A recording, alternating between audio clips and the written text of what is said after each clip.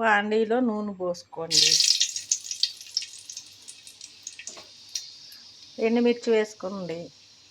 తర్వాత తిరగమోత దినుసులు, పచ్చెనపప్పు, మినపప్పు, ఆవాలు వేసుకోండి. కరివేపాకు వేసుకోండి.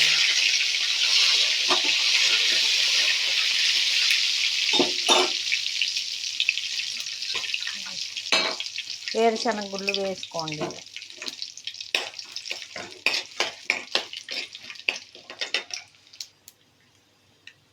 అల్లం పచ్చిమిర్చి ముక్కలు వేసుకోండి. అల్లం పచ్చిమిర్చి కొద్దిగా వేగిన తర్వాత నీళ్ళు పోసుకోండి సరిపడినంత. ఎంత క్వాంటిటీ తీసుకుంటారో అంత. ఉప్పు వేసుకోండి.